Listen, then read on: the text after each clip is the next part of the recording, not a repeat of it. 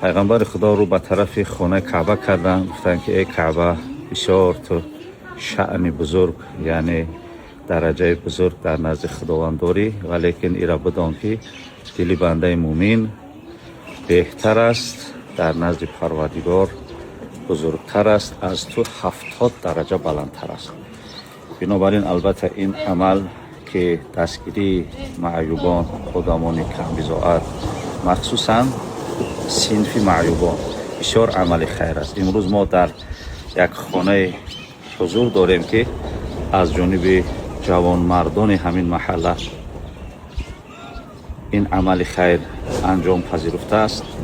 من فکر میکنم که خرسندی اهل همین خانه داره، مخصوصا همین که در حالت معیوبی هستند، هیچ کس تصور کرده نمیتواند. یعنی خودشان میدانند، دل خودشان میدانند، رازگی خودشان رو پروردگار میداند. دیگر هیچ کس این احساس برای خودش قبول کرده نمیتواند.